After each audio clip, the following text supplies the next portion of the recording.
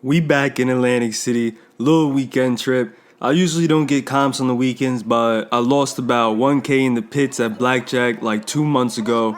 They think I'm a fish, they think I'm easy money. We not. We about to get them today. Works out for us though, we get to come down on a weekend for free. Despite losing in the pits, I've been stringing together a few wins at poker. Been doing pretty decent there.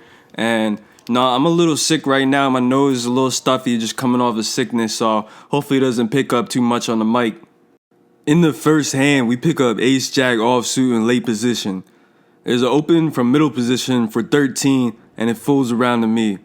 We could really call or 3-bet this. I decided to take the less aggressive route and just call, since we just sat down and we don't exactly know how anyone's play style yet, how they playing. The small blind calls, and we go to flop 3 ways of 3, 7, 8, all hearts. The small blind checks, and now middle position, the initial raiser just jams all in, way over pot for like 225. I mean, like, who does that? Who over jams like that? Obviously, he's scared of another heart falling, so I put him on at least a pair of pocket 8s or better, maybe 7s at worst. We do got the jack of hearts, but I just don't think it's worth it to flip this early with just the jack high flush draw when I know we're behind. So I fold, I let it go. The small blind surprisingly calls though, so we get to see the run out and see what they had. Good fold for us. We would have missed out on the flush. The initial jammer had pocket 9s with the 9 of hearts for an overpair with a flush draw. So our read was correct. And then the small blind actually wins though with turn trips. He made a very light call there on the flop with just a pair of 7s. That's crazy, calling a jam like that with just middle pair. I don't know how he called that, but I like it. We're clearly at a good table. Real quick, I appreciate if y'all smash that sub button. Throw me a like too while you're at it. We're very close to hitting 1K subs. That's a big milestone. I've been trying to hit 1K subscribers for a minute. It'd be cool if we hit it. Also, I think it's important to note, though, that I quickly learned that one guy who just overjammed on the flop, that's like his MO. He does that many times this session, continuously jamming like 200, 230 in the small $60 pots on the flop. So I'm just waiting. I'm just waiting for my turn to pick him off. As soon as I have some, I'm going to get him.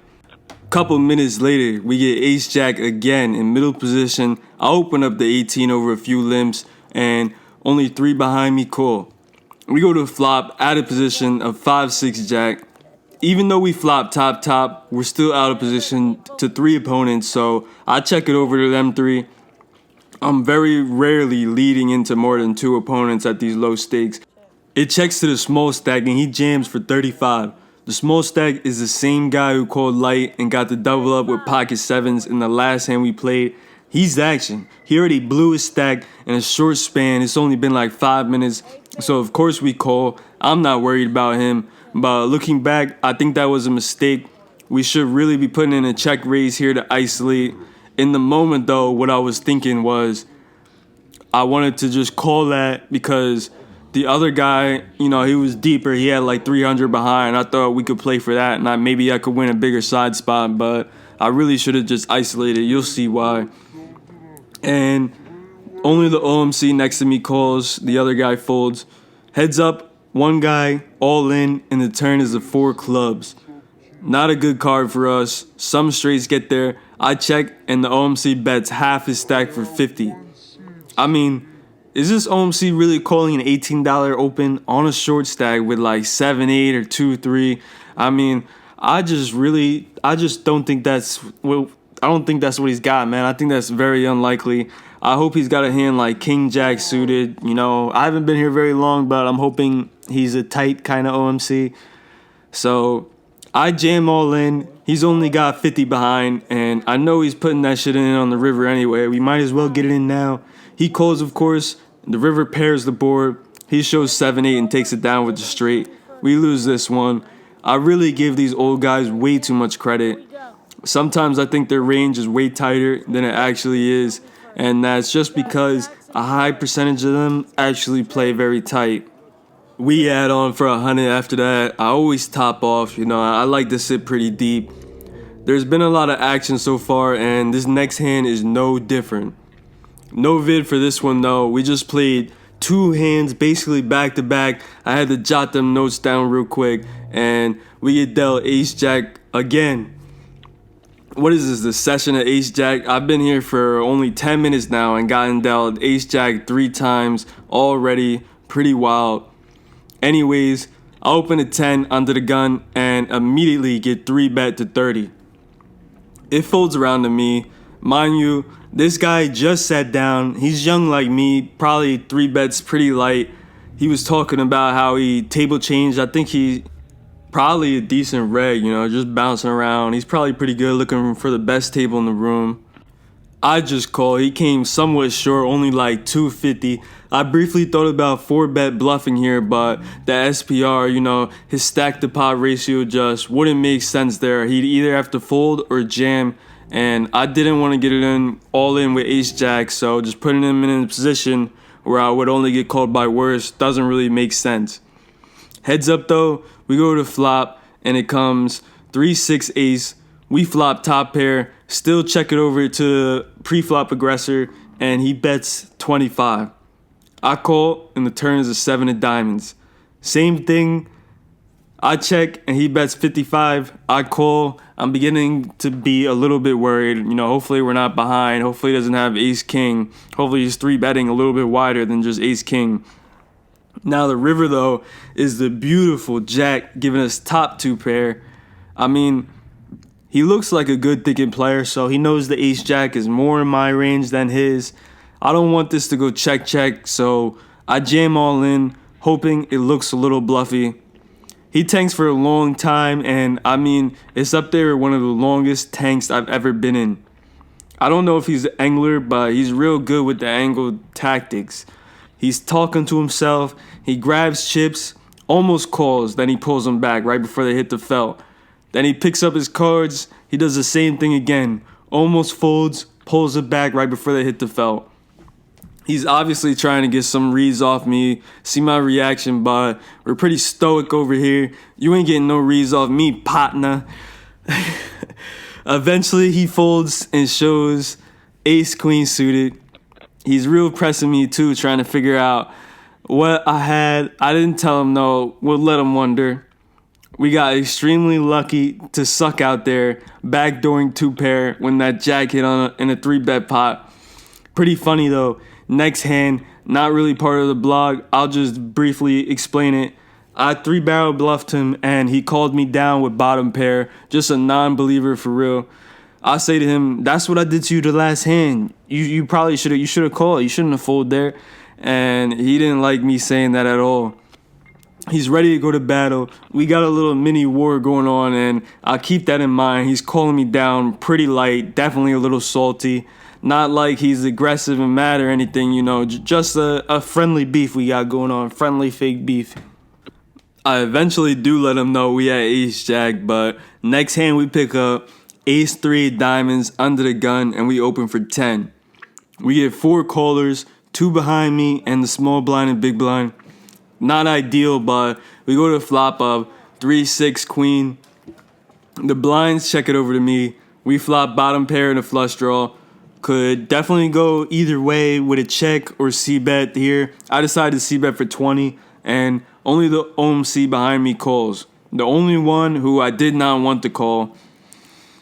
And he doesn't really do that light, which usually means he has something.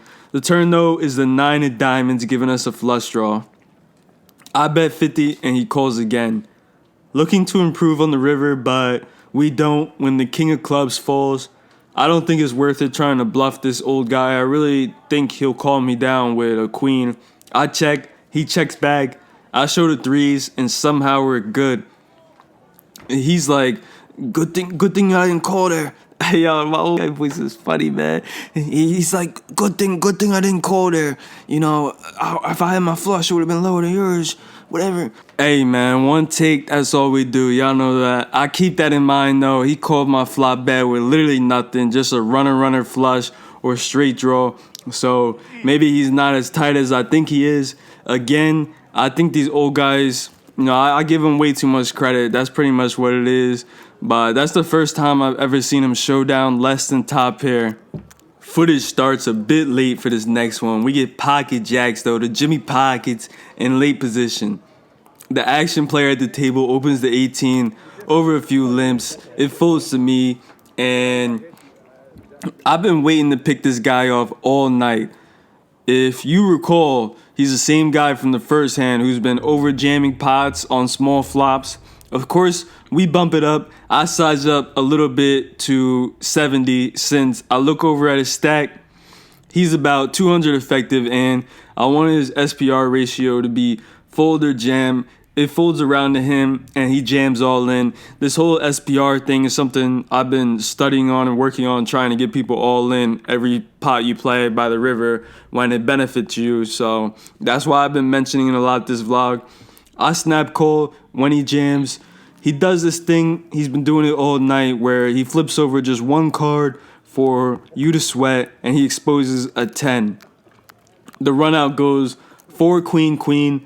I'm low-key nervous, man. I mean, I really, just one time, please don't let him have queen 10 suited here, or queen 10, whatever that he called me with. And the turn is another queen.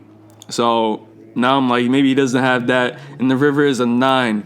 I show the jacks. He slowly flips over the other card, which is another 10 for pocket 10s. We take it down, and unfortunately, he doesn't rebuy this time. He leaves.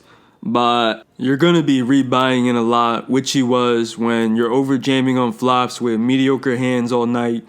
We didn't really get to play any spots with him, but he did make the table a little more interesting and for sure put some other players in very tough spots. We pick up queen jack of hearts, and I open a 10 under the gun. We get 2 callers behind and head to the flop of king jack 10. I check since we're out of position, and last act almost full pots for 30. Big bet, but we got middle pair and our open ended, so I call. It's heads up now. The turn is a beautiful ace, giving us a straight. I check it over to him, again hoping he continues betting, and he does for 90. Pretty big bet also, which is over pot, about half his stack. When he bets that big, we're probably chopping. He's only got like 120 behind. We might as well get it all in now. I put him all in, and he snap calls. I just don't want to see a club on the river completing that flush. Dealer, please put something other, any club, just something clean out there. She doesn't. It's the 9 of clubs. I hope he doesn't have the flush. He doesn't though. We both turn over the straight and chop it up. I leave and come back the next day since the few action players that were there, they left. You see the totals. I think we profited somewhere between 300 to 400 for both days played. If you only saw one session, I might have split this video up because it was like 25 minutes long when I was editing and recording the voiceover. And it might be too long for my MacBook to handle. My MacBook is pretty old. That's it for today. I'll see y'all in the next one.